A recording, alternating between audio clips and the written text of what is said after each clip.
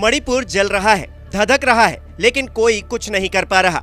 1 महीने से ज्यादा हो चला है। गृह मंत्री अमित शाह भी दौरा कराए, लेकिन फिर भी पूर्वोत्तर का ये राज्य जातीय हिंसा की आग में झुलस रहा है। अभी तक 100 से ज्यादा लोगों की मौत और राज्य में 2 समुदायों के बीच के तनाव ने हर किसी को परेशानी में डाल दिया है। आम आदमी की सुरक्षा सुनिश्चित करना तो दूर, स्थिति ये हो चली है कि जनप्रतिनिधियों तक को जान का खतरा है।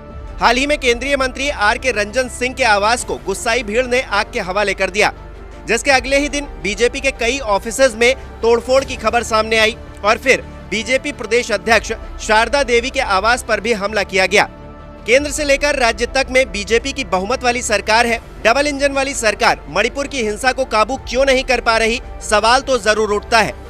बताया जा रहा है कि इसकी सबसे बड़ी वजह मैती समुदाय के लोगों की बीजेपी से नाराजगी है। दरअसल मणिपुर विधानसभा में 60 में से 40 विधायक मैती समुदाय से हैं, लेकिन लोगों का कहना है कि बावजूद इसके उनकी बातों और मांगों को केंद्रीय स्तर यानी कि पीएम मोदी तक सही से पहुंचाया नहीं जा रहा। हालांकि मणिपुर में मैती और कुकी समुदाय के बीच खुदी खाई को पाटने के लिए असम के मुख्यमंत्री हिमंत बिस्वा शर्मा को जिम्मेदारी दी गई थी, लेकिन इस फैसले को लेकर भी मैती समुदाय में असंतोष बताया जा रहा है। उनका कहना है कि हिमंत बिस्वा शर्मा उत्तर पूर्वी राज्यों की आवाज के प्रतिनिधि नहीं है।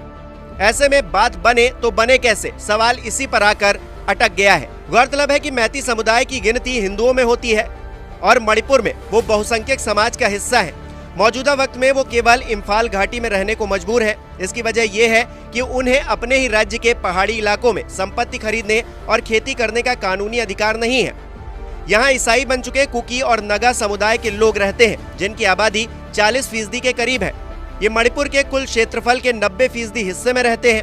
वहीं मैती समुदाय की जनसंख्या करीब 53% है, लेकिन वो करीब 10% क्षेत्र में ही रह सकते हैं। खास बात यह है कि कुकी और नगा समुदाय के इम्फाल घाटी में रहने पर कोई कानूनी बंदिश नहीं है, जबकि मैती समुदाय के लोगों को पहाड़ी इलाकों में बसने का अधिकार नहीं है। मणिपुर में हिंसा भड़कने की बड़ी वजह भी इसी से जुड़ी हुई है।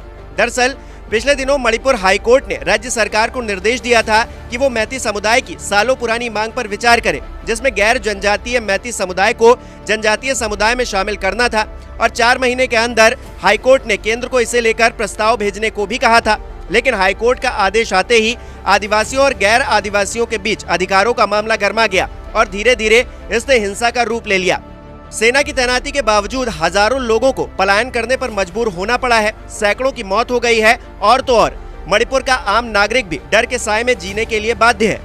वही मामले को लेकर सियासत भी गर्म है। कांग्रेस अध्यक्ष मल्लिकार्जुन खड़गे ने हाल ही में एक ट्वीट कर कहा, प्रधानमंत्री जी, आप मन की बात की जगह मणिपुर की बात क्यों नहीं करते? आपने एक शब्द भी नहीं बोला, आपने एक भी बैठक की अध्यक्षता नहीं की, न ही आप अभी तक सर्वदलीय प्रतिनिधिमंडल से मिले हैं।